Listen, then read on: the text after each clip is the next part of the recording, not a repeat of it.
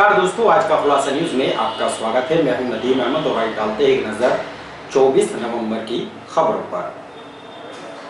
भारत पाकिस्तान के 1965 के युद्ध में पाकिस्तान सेना को धूल चटाने वाले परमवीर चक्र से पुरस्कृत शहीद वीर अब्दुल हमीद का स्मारक नगर पालिका चेयरमैन की अनदेखी के चलते धूल चाट रहा है।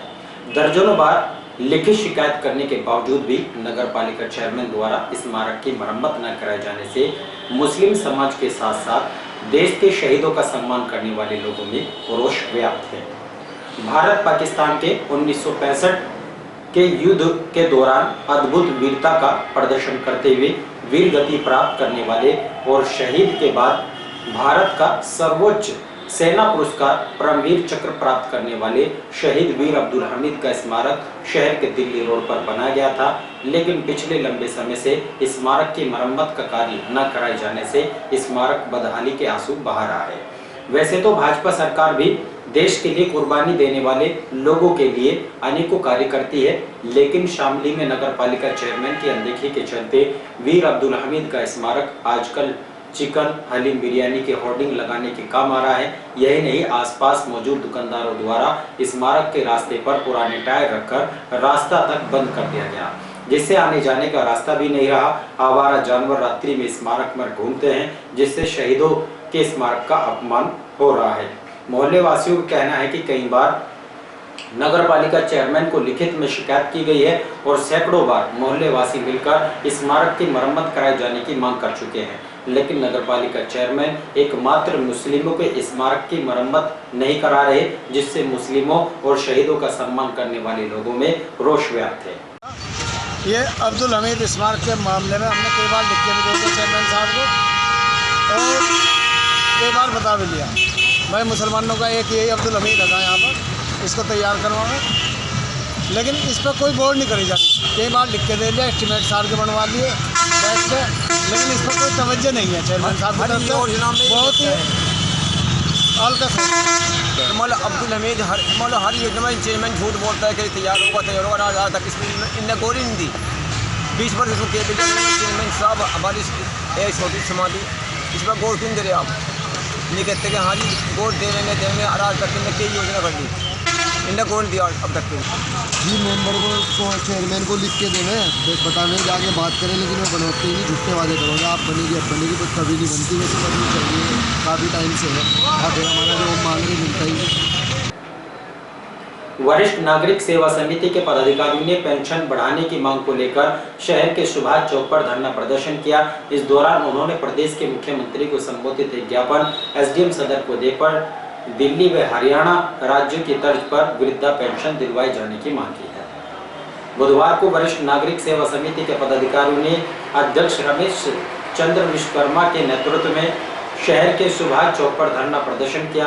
इस दौरान उन्होंने एसडीएम सदर को ज्ञापन देकर बताया कि उत्तर प्रदेश में वृद्धावस्था एवं विधवा पेंशन की राशि बहुत ही कम है, जिससे एक व्यक्ति का केवल चाय का भी खर्च नहीं पूरा हो पाता है, जबकि इस अवस्था में दवा आदि के खर्च लगे रहते हैं। पड़ोसी राज्यों दिल्ली व हरियाणा आदि में 2500 रुपये मासिक पेंशन दी जा रही है। उन्होंने कहा कि उत्तर प्रदेश में पेंशन बनवाने में भी भारी परेशानियों का सामना करना पड़ता है, जबकि अन्य प्रदेशों में पेंशन बनवाना काफ़ी सुलभ है। उन्होंने कहा कि संस्था मांग करती है कि वृद्धों के कष्टदायक जीवन को देखते हुए वृद्धा एवं विधवा पेंशन 3000 रुपये प्रति माह की जाए, ताकि उनके परिवार के सदस्यों को धुतकार का सामना न करना पड़े।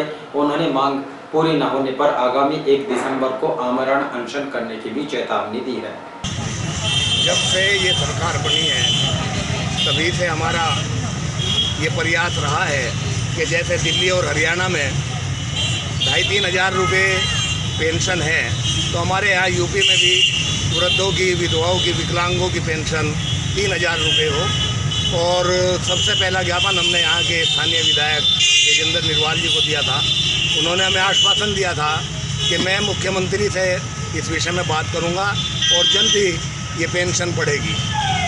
उसके बाद हमने विजय कश्यप जी को ज्ञापन दिया। उसके बाद हमने यहाँ के नरेंद्र तोमर जी, जो हमारे जसवंत सैनी जी को ज्ञापन दिया।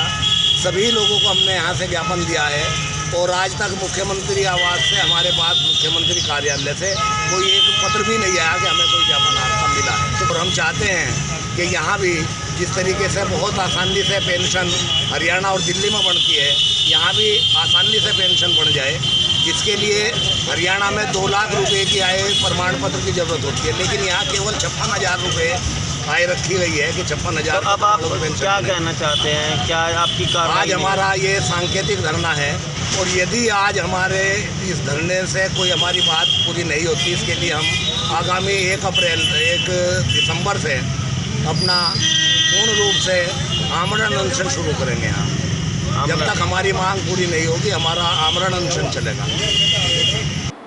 थाना भवन में धोखाधड़ी कर बेचे गए मकान में पीड़ित द्वारा अप्रूव मकान मालिक से बकाया बिल जमा कराने के कहने पर गाली गलौज व जान से मारने की धमकी दी गई है। पीड़ित ने पुलिस को तहरीर देकर आरोपी के खिलाफ कार्रवाई किए जाने की मांग की गई है। भवन के मोहम्मद हारून ने थाना भवन में प्रभारी निरीक्षक को प्रार्थना पत्र देकर बताया कि उसने 19 सितंबर 2020 को मोहल्ला छत्ता बंगला थाना भवन निवासी यामीन पुत्र यूसुफ से मकान का बेनामा लिया था। बेनामा में स्पष्ट लिखित उल्लेख है कि मकान पर कोई भी किसी प्रकार का सरकारी अर्ध सरकारी बिल का बकाया नहीं है। अगर बेनामे के बाद कोई भी सरकारी अर्ध सरकारी कर व बिल बकाया पाया जाता है तो उसकी अदायगी यामीन करेगा। मैंने बताया कि मकान से बिजली कनेक्शन के लिए आवेदन किया गया तो पाया कि यामीन पर बिजली का बिल जो 38,000 रुपये है और यामीन व उसके परिवार ने मकान में बिजली की चोरी की हुई है, उसका बकाया व चार्ज अलग है। इस प्रकार से मकान के ऊपर यामीन व उसके परिवार पर लगभग 56,000 रुपये बिजली विभाग के बकाया हैं। पीड़ित के द्वारा यामीन व इसके परिवार से लगातार बिजली विभाग का बकाया जमा करने का अनुरोध किया गया, लेकिन यामीन व उसके परिवार बार बार वादा करता आ रहा है और अब देने से इनकार करने लगा। अनेक बार यामीन व उसके पुत्र इरफान व फरमान के द्वारा पीड़ित से गाली गलौज कर जान से मारने की धमकी भी दी गई है। द्वारा थाना थानोवन में उनके खिलाफ शिकायत की गई तो उक्त यामीन इरफान व फरमान के द्वारा पीड़ित व उसके परिवार वालों के साथ दुर्व्यवहार करते हुए जान से मारने की धमकी के साथ पत्रकार का रूप गालिब किया तथा उल्टा फरमान के द्वारा पीड़ित से रंगदारी के रूप में 4,000 रुपये की मांग की गई और न देने पर जान से मारने की धमकी और थानावन छोड़ने के लिए कहा गया।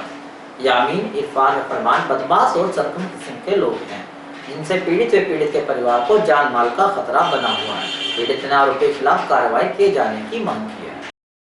क्या नाम है आपका? मोहम्मद हारून। क्या हुआ आपके साथ? मैंने मकान खरीदा था यामीन से और उसके लड़के फरमान से। पूरा पेमेंट चला गया और उस पर बिजली का बिल रुका हुआ है, जबकि बैनामे में लिखा हुआ है जिसकी देनदारी बकाया की देनदारी यामीन की होगी, लेकिन इस बात से वो मुँह कर रहा है और कई बार पत्रकारिता का रोब झाड़ता है और जान से मारने की धमकी देता है और उल्टी सीधी बातें करता है बहुत ज़्यादा। 3 बार थाने में जा चुका मैं, अब के आज 4थी बार मैंने एप्लीकेशन थाने में दी। थाने में क्या कहा? थाने में कहा, कहने 3 दिन का टाइम मांगा है उसने। एसओ साहब ने कहा 3 दिन रुक जाओ आप, 3 दिन के बाद आपका निस्तारण हो जाएगा। तो अब भी आरोपी थाने में ही मिला आपको? अब भी आरोपी थाने में ही बैठा हुआ था। रालोद कार्यालय पर कार्यकर्ताओं की एक बैठक का आयोजन किया गया, जिसमें बहुजन उदय अभियान को लेकर चर्चा की गई। कार्यकर्ताओं ने गरीब दलित कश्यप व सब समाज के लोगों में जाकर अभियान को मजबूत बनाए जाने का आह्वान किया है। बुधवार को शहर के माजर रोड स्थित रालोद कार्यालय पर कार्यकर्ताओं व पदाधिकारियों की एक बैठक का आयोजन किया गया। बैठक को संबोधित करते हुए जिलाध्यक्ष मुकेश सैनी ने कहा कि पार्टी द्वारा बहुजन उदय अभियान चलाया जा रहा है, जिसमें समाज के दलित कश्यप एवं सर्व समाज के लोगों को जोड़कर पार्टी का विस्तार करें और पार्टी की नीतियों को जन जन तक पहुंचाए।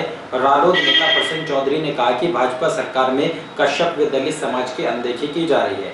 लगातार समाज के लोगों पर अत्याचार बढ़े हैं, लेकिन भाजपा सरकार में कोई सुनने वाला नहीं है। रालोद पार्टी बहुजन उदय अभियान चलाकर लोगों को जागरूक करने का काम करेगी, जिसमें सभी को प्रतिभाग करना चाहिए। आदर्श मंडी व एसओजी टीम ने संयुक्त कार्रवाई करते हुए लूट की घटना में वांछित चल रहे 20,000 रुपए के इनामी बदमाश को गिरफ्तार करने में सफलता प्राप्त की है।